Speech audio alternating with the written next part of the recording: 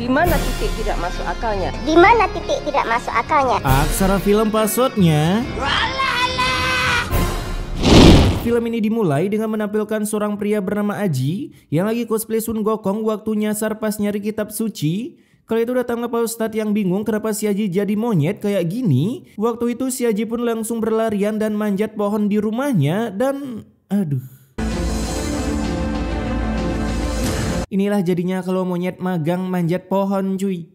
Tak lama setelah itu si Aji pun langsung wasted di tempat secara tiba-tiba. Kemudian kita pun dibawa flashback ke masa hidupnya si Aji. Kala itu si Aji yang lagi ngidar bakso pun ketemu sama beberapa human yang lagi ngejreng gitar. Di sana si Aji pun nawarin bakso ke mereka. Mas, bakso mas? Enggak, ganggu inspirasi orang aja lu ah. Sejak kapan bakso ngilangin inspirasi anjing? Dan kala itu si Aji pun langsung mikir kalau lama-lama dia bisa bangkrut karena baksonya nggak laku-laku. Keesokan harinya terlihat si Aji yang lagi ngelamun mikirin cicilan aku laku. Kala itu si Supri pun negur si Aji dan nanya kenapa dia bagong terus. Dan di sana si Aji pun bilang kalau dagangannya nggak laku-laku. Dan ternyata si Aji ini udah dagang bakso selama 10 tahun, akan tetapi dalam waktu yang panjang itu dia nggak bisa beli keinginannya karena dagangannya nggak kunjung laku. Dan berbagai cara udah dilakuin si Aji, mulai dari datang ke dukun, pakai TikTok ads, Instagram ads, bahkan sewa banner jalan tol, namun hasilnya tetap nihil. Pada siang harinya, si Aji pun datang ke sebuah kedai bakso yang sangat laris. Dan usut punya usut, ternyata kedai ini milik teman seperjuangannya yang dulu waktu dagang bakso bernama Marwan. Di sana si Marwan pun bilang kalau dia udah punya 4 cabang dan salah satunya di IKN. Mendengar itu si Aji pun kaget karena bisnis si Marwan bisa melejit secepat itu. Alhasil karena si Marwan ini anaknya hatinya baik dan tidak sombong, akhirnya dia pun ngasih tahu ke si Aji kalau dia datang ke seorang dukun. Malah ngajak sesat anjing. Tapi meskipun hasilnya gacor, namun persyaratan buat datang ke dukun tersebut terbilang susah karena harus bawa SKCK. Akan tetapi si Aji ini nggak peduli dan bakal tetap datang ke si dukun supaya bisa jadi crazy rich. Pada malam harinya si Aji pun nyamperin dukun yang dimaksud. Dan ajaibnya si Mbah dukun pun tahu niat si Aji yang pengen minta penglaris. Namun si Mbah ini nggak bisa ngasih penglaris yang si Aji mau, melainkan menawarkan pesugihan. Singkat cerita, si Mbah pun nganterin si Aji ke sebuah hutan yang bernama Hutan Kera. Di sana si Aji pun disuruh berendam di sebuah ember. Buset, embernya kecil bet anjing. Kala itu si Mbah pun mengungkapin kalau si Aji ini harus berendam 3 hari 3 malam lalu ninggalin sholat. Dan apabila si Aji ini melanggar pantangan tersebut, maka si Aji ini akan berubah menjadi kera. Beberapa hari kemudian si Aji pun udah menyelesaikan semua ritualnya. Dan kini waktunya dia nyoba kegacoran si Mbah dukun. Dan benar saja, hanya dengan sekali pentungan saja satu RT langsung nyerbu gerobak baksonya. Ini mah kampanye, Donald Trump aja kalah cuy. Pada malam harinya si Aji pun langsung dagang bakso lagi. Dan lagi-lagi hanya dengan sekali pentungan para warga pun langsung nyerbu dengan pengen beli baksonya. Padahal di sana ada kang bakso lain yang udah mangkal duluan. Sangat masuk akal sekali filmnya. Keesokan harinya saat si Supri ini lagi OTW buat sholat Jumat. Kala itu dia pun nyamperin si Aji dan ngungkapin keheranannya kalau bakso si Aji ini selalu laris, nggak kayak biasanya yang selalu sepi. Di sana si Supri pun nanyain apa rahasianya, namun si Aji ini nggak ngasih tahu apa-apa dan bilang kalau baksonya mungkin lebih enak.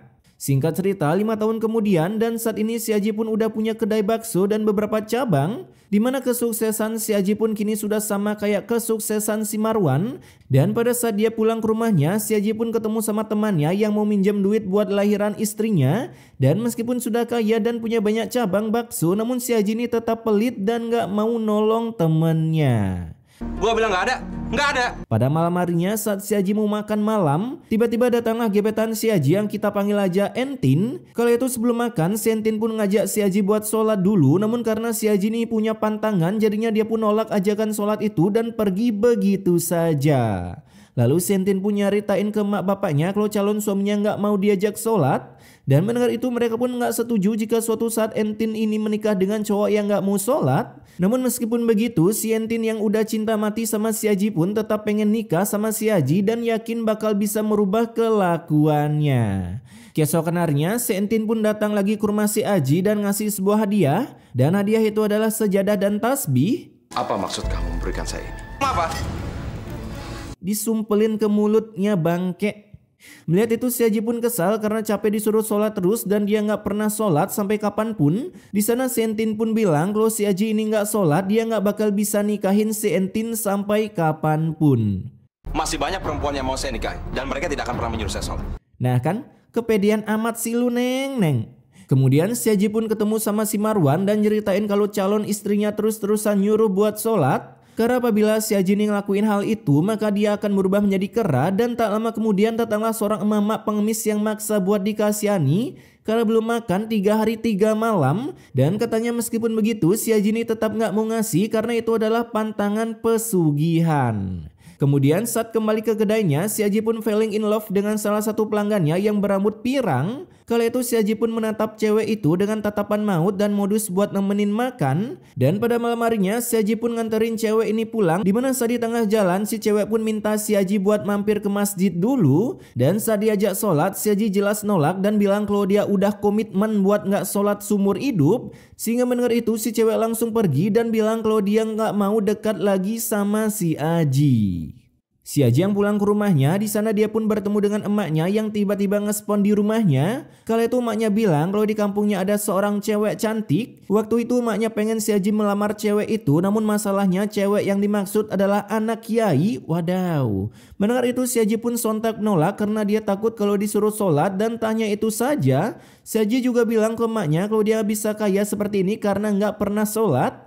Dan mengetahui itu sontak jantung si mak pun berhenti berdetak alias serangan jantungnya kumat yang membuatnya wasted di tempat begitu saja. Singkat cerita, jenazah mak si Haji ini OTW disolatkan. Di sana Pak Ustadz pun ngajak si Haji ke masjid buat ikut nyolatin emaknya. Namun ya seperti biasa si Haji ini malah ngegas dan tetap nggak mau sholat yang membuatnya Pak Ustadz geleng-geleng kepala. Daripada sholat mending sebat cuy, kata si Haji.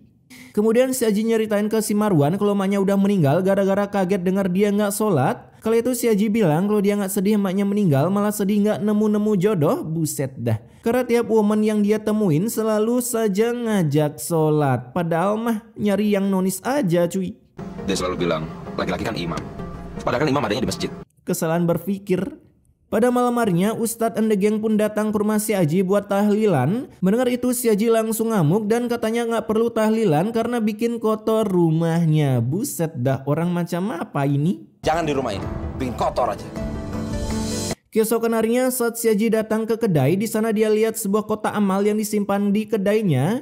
Melihat itu si Haji pun ngamuk ke karyawannya yang naruh kotak amal di kedainya dan karyawannya pun langsung dipecat detik itu juga hanya karena nyimpen kotak amal. Gila nggak tuh?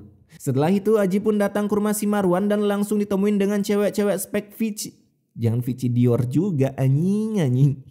Kala itu si Haji pun langsung to the point kalau dia nggak mau sholat dan zakat. Mendengar itu si woman yang bernama Nina ini nggak mempermasalahkan hal itu dan mengetahui itu si Haji pun langsung gercep ngajak nikah. Dah kebelet nih orang.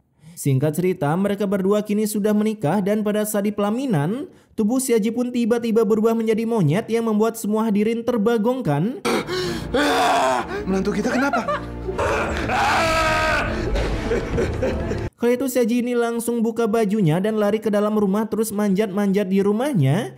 Kemudian kita pun dibawa ke masa sekarang saat si Haji udah meningsoy. Di sana orang-orang pun merasa heran karena si Haji meningsoy dalam keadaan cosplay Sun Gokong. Hasil di sana si Nina pun lalu nanyain ke Pak Ustadz apakah ini azab yang diterima si Haji karena sebelumnya si Haji nggak pernah bilang kalau dia nggak mau sholat dan zakat. Sehingga mendengar itu Pak Ustadz pun langsung buka suara dan bilang kalau dia nggak tahu. Pak Ustadz pun nggak tahu cuy. Tamat.